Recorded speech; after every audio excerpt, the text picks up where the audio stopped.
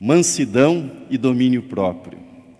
Hoje eu vou tratar desses dois aspectos do fruto do Espírito no próximo domingo, aproveitando a oportunidade, a proximidade com o 31 de julho, que é a data do aniversário da nossa denominação, como disse. No próximo domingo falarei sobre o Espírito Santo e a Igreja, a relação entre o Espírito Santo e a missão da Igreja. Mas hoje trataremos então desses dois aspectos do fruto do Espírito, a mansidão e o domínio próprio. Gostaria de começar um pouco diferente essa mensagem do que faço costumeiramente. Gostaria de pedir que você olhasse algumas imagens que nós projetaremos e que você desse uma nota, sendo se essa imagem não diz nada a respeito do seu comportamento, e 10, se essa imagem tem muito a ver com alguma coisa do seu comportamento ou com o seu comportamento. É uma série de imagens que estão, obviamente, relacionadas ao tema da nossa mensagem. Então, vou pedir a ajuda da projeção. Dinheiro, de 1 a 10. Ganância, de 1 a 10. Endividamento. Próxima. Fofoca. Próxima. Pornografia.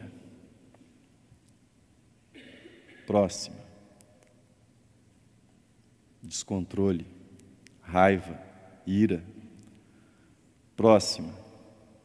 Fúria no trânsito. Próxima. Tecnologia, celular. Próximo. Redes sociais. Próxima. Ansiedade. Próxima. Essa eu acho fantástica. 2 coisas eu tenho de sobra: vontade de emagrecer e fome o dia inteiro. Eu não resisti, né? Eu tinha que incluir essa no final. O fruto do Espírito tem tudo a ver com o nosso dia a dia. O fruto do Espírito tem tudo a ver com o modo como nós lidamos com as diferentes tentações. Como nós reagimos às provocações, ou como nós dizemos na nossa linguagem do dia a dia, quando nós sentimos aquela vontade de dar uma resposta atravessada diante de alguma ofensa, diante de alguma irritação. O fruto do Espírito tem tudo a ver com o modo como nós enfrentamos as pressões internas, como nós lidamos com os nossos sentimentos, com os nossos desejos, com a nossa vontade que é tantas vezes conflitante. O fruto do Espírito, ele está relacionado com o modo como nós lidamos com as circunstâncias. Aquelas coisas que nós não planejamos ou que planejamos, mas saíram do nosso controle ou saíram diferente daquilo que nós havíamos planejado. E o fruto do Espírito é a resposta, ou tem a ver com a resposta que nós oferecemos diante dessas circunstâncias. O fruto do Espírito em nós significa uma vida marcada pela presença de Deus, pela presença do Espírito Santo em nós. Isso se refletirá num estilo de vida no qual haverá afeição pelas pessoas, haverá respeito pelas pessoas, respeito pelos outros, haverá serenidade interior, valorização dos compromissos que realmente são importantes na nossa vida, que estão ligados aos nossos valores, às nossas escolhas. E, obviamente, esse estilo de vida, nele haverá alegria e haverá paz. Os dois aspectos do fruto do Espírito que nós examinaremos hoje, eles são fundamentais para que possa florescer, para que possa desabrochar na nossa vida todas essas coisas que eu mencionei anteriormente. Por isso, Hoje nós veremos mansidão e domínio próprio, o que isso significa e como isso se desenvolve na nossa vida. Mas, em primeiro lugar, comecemos eliminando aquilo que não é mansidão e que muitas vezes é objeto de confusão. Nós associamos a mansidão, mas é uma distorção do que significa ser manso. Por exemplo, fraqueza. Jesus e Moisés são as duas pessoas mencionadas na Bíblia como pessoas mansas, como homens marcados pela mansidão. E você há de concordar comigo que nenhum dos dois pode ser identificado com a fraqueza. Jesus demonstrou força na sua obediência a Deus. Moisés demonstrou coragem na missão que recebeu da parte de Deus. E os dois são chamados de homens mansos na Bíblia. Portanto, mansidão não é fraqueza. Mansidão não é covardia diante de situações desagradáveis ou de pessoas desagradáveis, de pessoas ameaçadoras ou de circunstâncias ameaçadoras para a vida do cristão. Segunda confusão, ingenuidade. Mansidão não é ingenuidade. Uma pessoa mansa não é uma pessoa ingênua, uma pessoa desprovida de capacidade de crítica, de capacidade de análise, de capacidade de discernimento. Isso não tem nada a ver com mansidão, ingenuidade. Terceira confusão muito comum, timidez. Associar a pessoa mansa à pessoa tímida. Pessoas que são tímidas podem ser agressivas e podem ser terrivelmente sarcásticas. Mansidão não é um subproduto de timidez ou de introversão, embora timidez e introversão sejam coisas diferentes. Há pessoas extrovertidas e mansas, e há pessoas tímidas e muito agressivas, pessoas tímidas e que são iradas, que agem com uma agressividade muito grande em relação ao próximo. Mas, se isso não é mansidão, então o que é mansidão? Destaco para você um aspecto de mansidão, mas que ajuda a entender muito bem e de modo prático o que significa mansidão. Veja comigo na tela essa citação de Israel Belo Azevedo. Ele diz: ser manso é ter a capacidade de se controlar diante daquilo que nos irrita.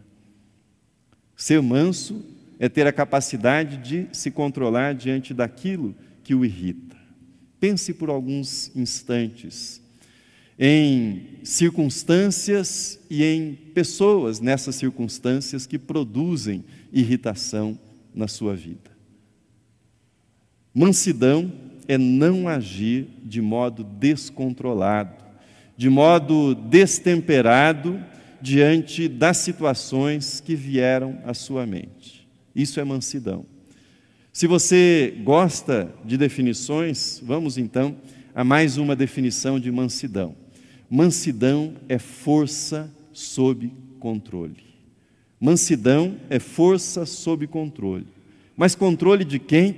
Controle do Espírito Santo. Ação do Espírito Santo na sua vida e fazendo com que você encontre aquele exato ponto de equilíbrio entre a ira e a passividade. Que você consiga um ponto de equilíbrio, ou seja, que você consiga, pela ajuda do Espírito Santo, ter o discernimento desse lugar de equilíbrio que deve haver na sua vida.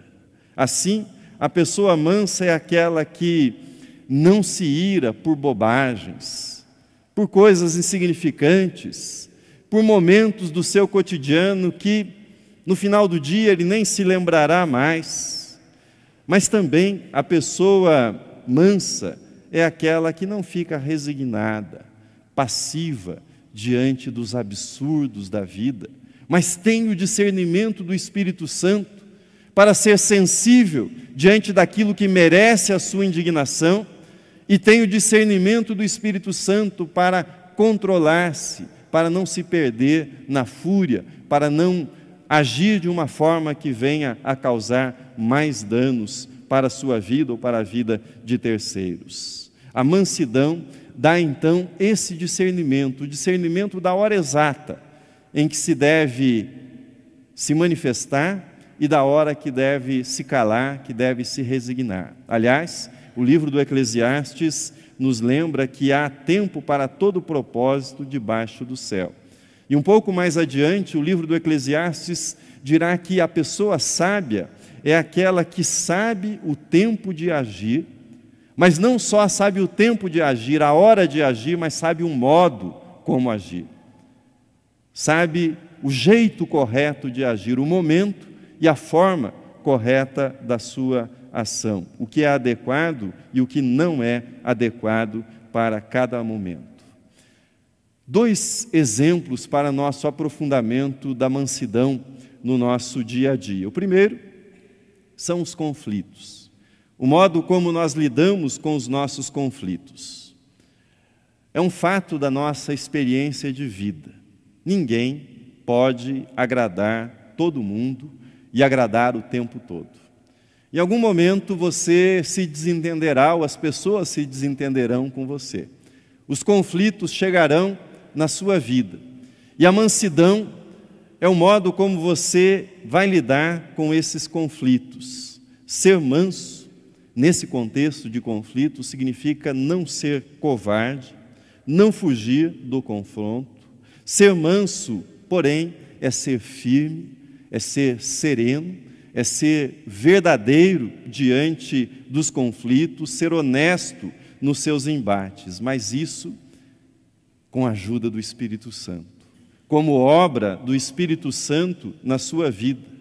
Jesus disse que os mansos são bem-aventurados, e a razão é a seguinte: uma pessoa mansa é bem-aventurada, isto é, ela é feliz, porque ela consegue uma combinação que não é fácil, mas que é possível com a ajuda do Espírito Santo. Consegue ser flexível, sem que seja covarde, e consegue ter uma opinião firme, sem que seja intolerante. Você pode imaginar que isso trará, sim, felicidade. Trará uma paz enorme para a vida daquele que pratica a mansidão. Esse é o primeiro exemplo, mas o segundo exemplo vem da correção. Pessoas mansas têm uma prontidão para ouvir e para aprender. O teste para cada um de nós é o seguinte: como é que você reage quando você é corrigido? Como é que você reage quando alguém da sua família, do seu trabalho ou do seu círculo de amigos chama a sua atenção? Quando alguém aponta para algum aspecto da sua conduta e diz: você precisa consertar isso. O que você fez não está certo. Qual é a sua reação diante desse tipo de observação? O cristão deve temer que digam a seu respeito. Não adianta falar com ele, não adianta falar com ela. Ele está sempre certo, ela está sempre certa. Não adianta falar com essa pessoa, a sua reação é sempre negativa, é uma reação irada. Ser manso significa ter um coração que aceita a correção. Um coração que é capaz de agradecer a Deus e agradecer o próximo quando é corrigido, quando apontam algum aspecto que precisa ser corrigido na sua conduta. Mas passemos ao domínio próprio, que está muito ligado também à mansidão. Vejamos, assim como nós fizemos com a mansidão, o que não é domínio próprio. Em primeiro lugar, domínio próprio não é orgulho. Um cristão confia em Deus e não em si mesmo.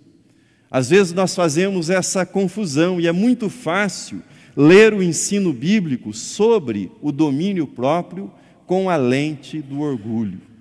Eu sou uma pessoa que tem domínio próprio. Eu controlo a minha própria vida. E aí a soberba, a vaidade afloram e tomam conta da nossa vida. E ainda que aquilo que se faça seja virtuoso isso acaba sendo manchado pela vaidade, pelo orgulho, e isso certamente abrirá uma porção de conflitos ou de oportunidades para erros na vida do cristão. Então não confunda domínio próprio com orgulho, não confunda domínio próprio também com força de vontade.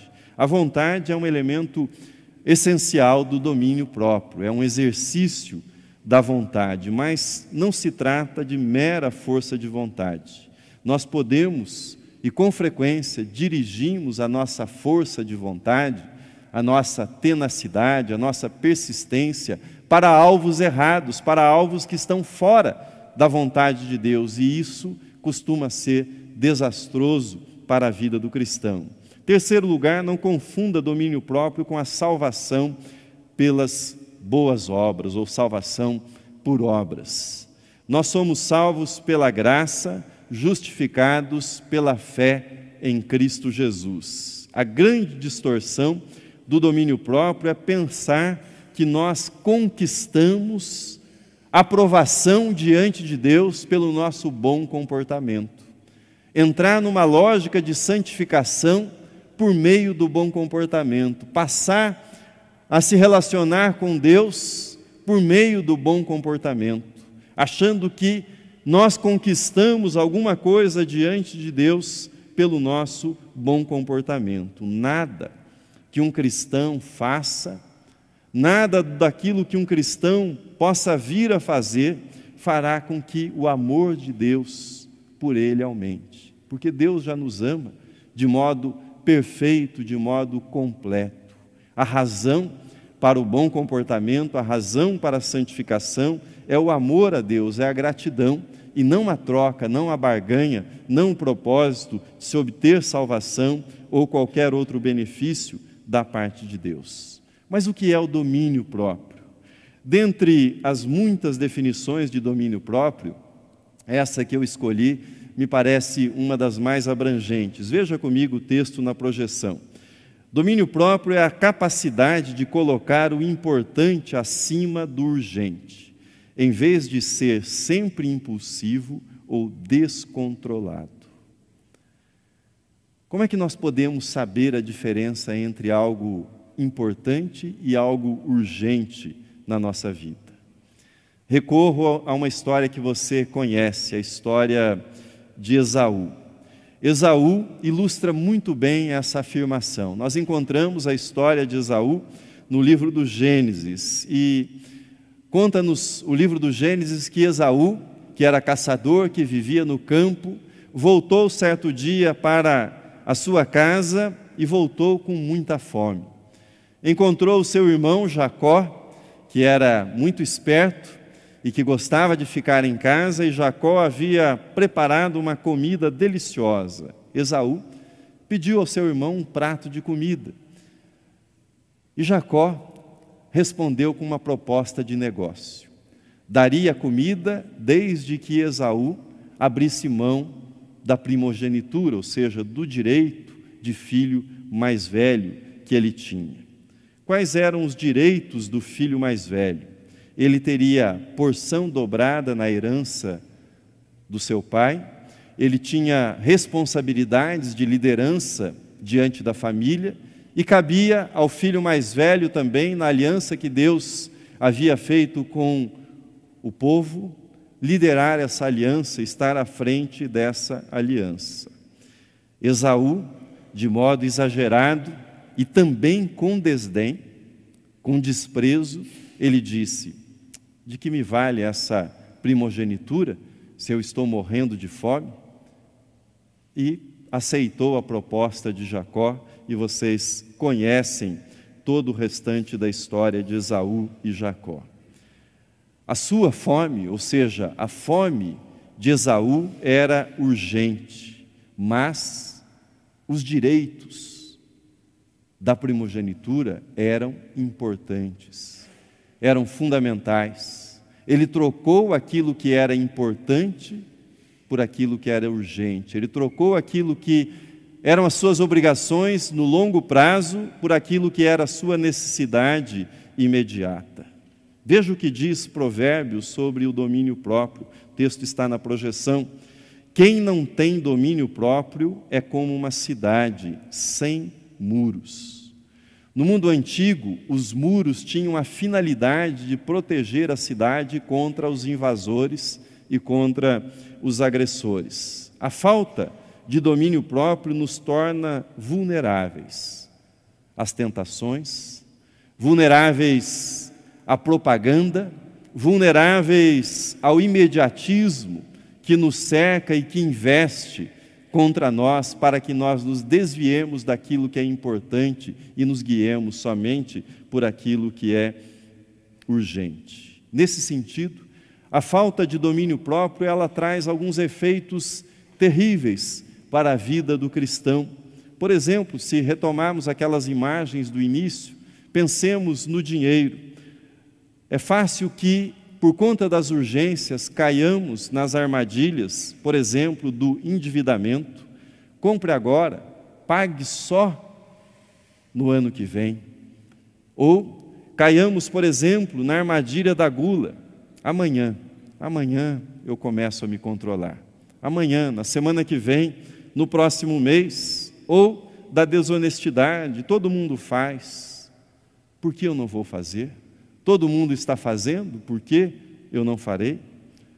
Domínio próprio é a capacidade que o cristão adquire com a ajuda, com a iluminação do Espírito Santo na sua vida, de discernir aquilo que é importante e aquilo que é urgente, e de escolher aquilo que é importante na sua vida, deixando de lado aquilo que se apresenta como urgente. Mas é importante frisar para vocês que não se trata de legalismo, não se trata de um apego à lei, não se trata de um tipo de vigilância mórbida que produzirá mais escravidão, mais sofrimento para a vida daquele que caminha nesse estilo de vida. Trata-se, na verdade, de liberdade.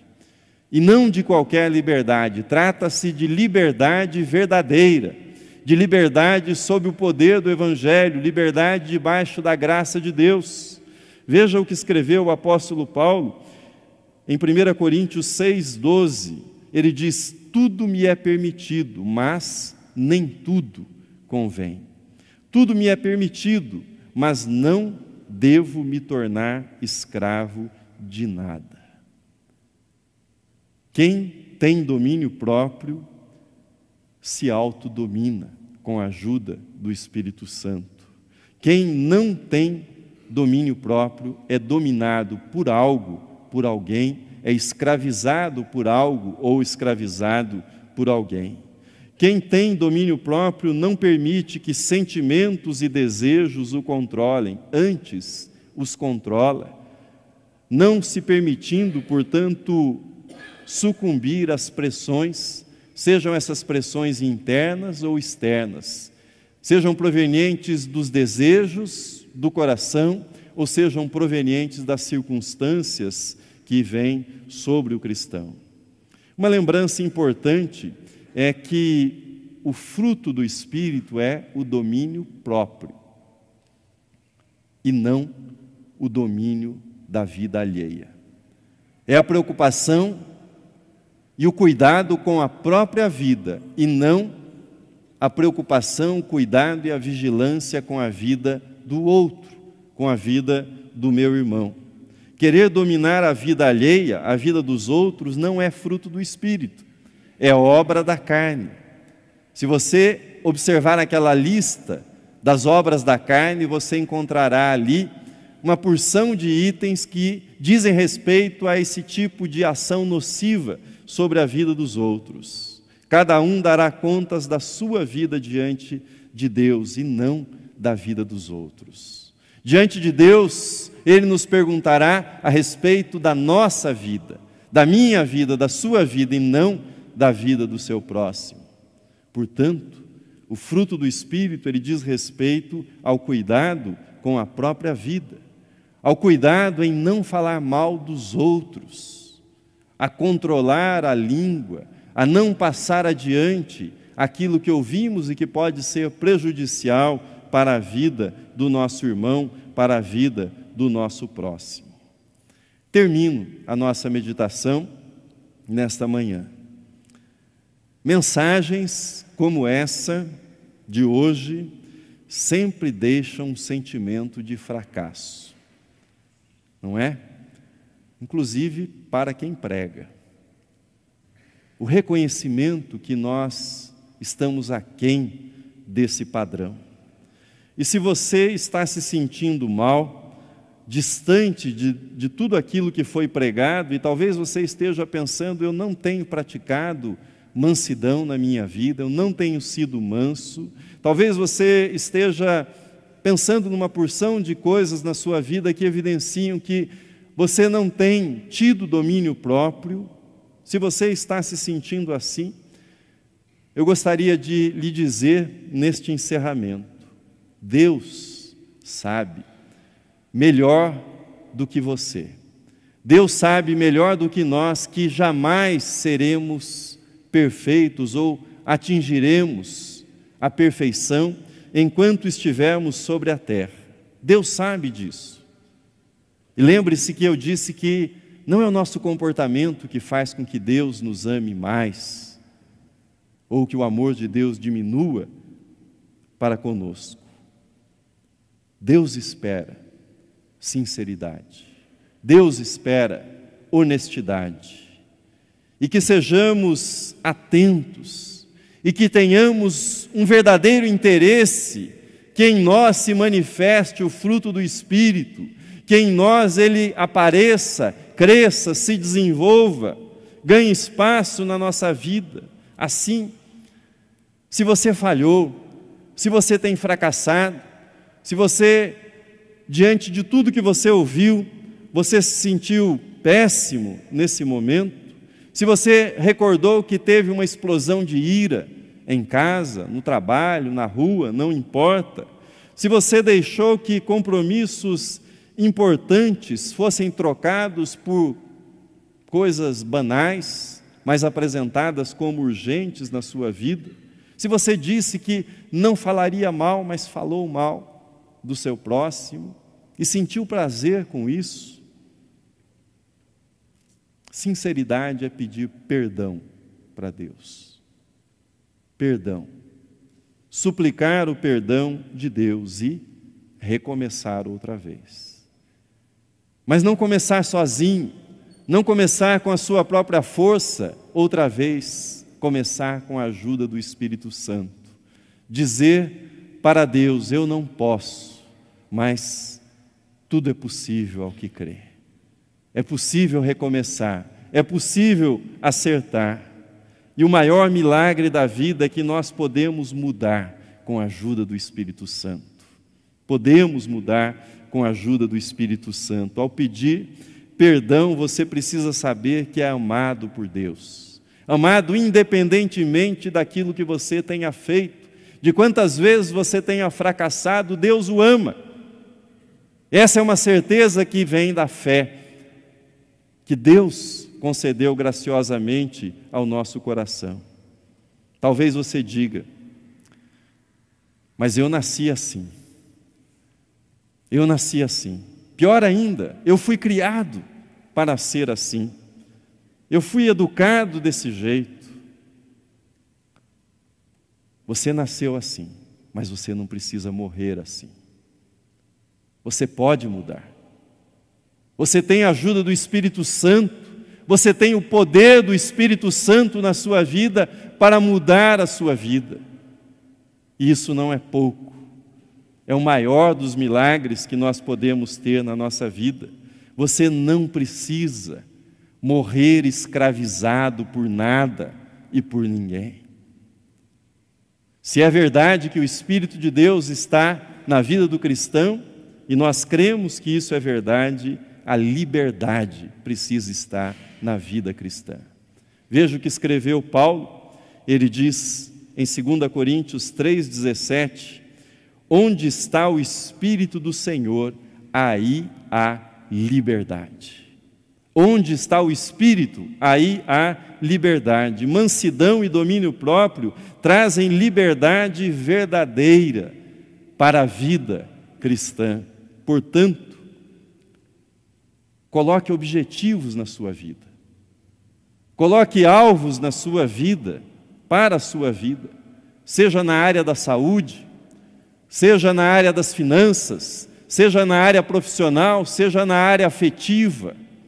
Coloque alvos, o que é que precisa ser consertado, e saiba que você não está sozinho, você não estará sozinho, habita em você o Espírito de Deus, o Espírito do Deus Criador, do Deus que faz novas todas as coisas, um Deus que sopra sobre a nossa vida criatividade, capacidade de se reinventar, de modificar os rumos, liberdade e santidade.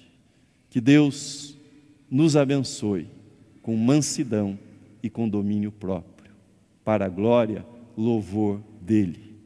Amém.